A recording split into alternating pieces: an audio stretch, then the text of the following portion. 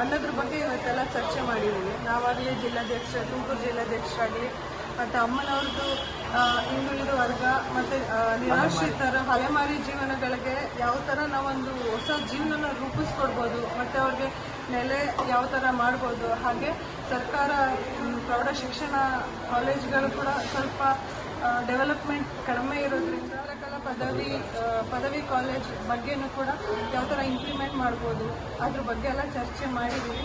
ಅತಿ ಶೀಘ್ರದಲ್ಲಿ ಅಲೆಮಾರಿಗಳಿಗೂ ಯಾವ ಥರ ನಾವು ಹೊಸದಾಗಿ ಒಂದು ಏನು ಮಾಡ್ಬೋದು ಅನ್ನೋದ್ರ ಬಗ್ಗೆ ಅಮ್ಮನವರಿಂದ ಒಂದು ಸ್ವಲ್ಪ ಮಾಹಿತಿಗಳನ್ನ ತಗೊಂಡು ಶೀಘ್ರದಲ್ಲೇ ಅವ್ರಿಗೆ ಏನು ಅನುಕೂಲ ಮಾಡಬೇಕು ಅದನ್ನು ಮಾಡಿಕೊಡ್ಬೇಕಂತ ನಮ್ಮ ಸಂಘಟನೆಯಿಂದ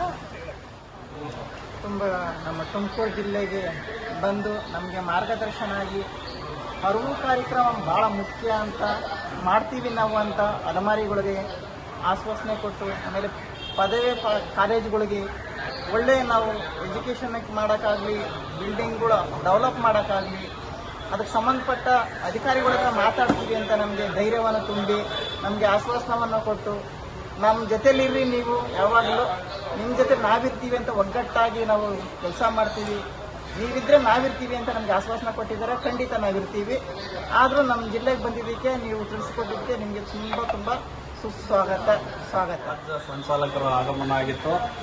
ಅವರ ಜೊತೆ ನಾವು ಒಂದು ಖಾಸಗಿ ಹೋಟೆಲಲ್ಲಿ ಕೂತ್ಕೊಂಡು ಒಂದು ಡಿಸ್ಕಸ್ ಮಾಡಿದ್ವಿ. ತುಮಕೂರು ವಿಚಾರ ಏನು ಅಂತ ಒಂದು ಕಾಲೇಜ್ ವಿಚಾರ ಡಿಸ್ಕಸ್ ಮಾಡಿದ್ವಿ. ಸರ್ಕಾರಿ ಚಿತ್ರಕಲಾ ಪದವಿ ಕಾಲೇಜನ್ನು ಯಾವ ಥರ ಉಳಿಸ್ಬೇಕು ಅನ್ನೋದು, ಅದು ಒಂದು ಉಳಿವಿನ ಹಂತದಲ್ಲಿರೋದ್ರಿಂದ ಅದನ್ನು ಯಾವ ಥರ ಉಳಿಸ್ಬೇಕು ಅನ್ನೋದ್ರ ಬಗ್ಗೆ ಮಾತುಕತೆ ಮಾಡಿದ್ದೀವಿ. ಮತ್ತು ಅಲೆಮಾರಿ ಒಂದು ಜನಾಂಗದ ಒಂದು ಜಾಗ ಅಂದರೆ ಒಂದು ಸ್ಥಳಾವಕಾಶ ಯಾವ್ಯಾವ ಥರ ಮಾಡಿಕೊಡ್ಬೋದು ಅನ್ನೋದ್ರ ಬಗ್ಗೆನೂ ಪ್ಲಾನ್ ಮಾಡಿ ಮಾತಾಡ್ತಾ ಇದ್ದಾರೆ.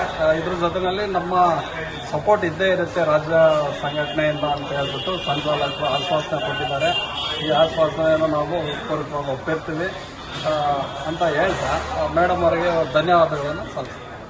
ಬೆಂಗಳೂರು ರಾಜ್ಯ ಸಂಚಾಲಕರ ಕಾರ್ಯದರ್ಶಿಯಾದಂತಹ ಬಿ ಯಶಸ್ವಿನಿ ಮೇಡಮ್ ಅವರು ತುಮಕೂರಿಗೆ ಆಗಮಿಸಿದ್ದಾರೆ.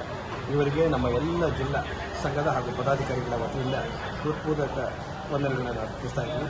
ಹಾಗೂ ತುಮಕೂರು ಬೆಳೆಸಬೇಕು, ಈ ಬೆಳೆಸೋದ್ರ ಬಗ್ಗೆ ಭಾಳ ಕೂಲಂಕುಷವಾಗಿ ಇವತ್ತು ಚರ್ಚೆ ನಡೆದಿದೆ.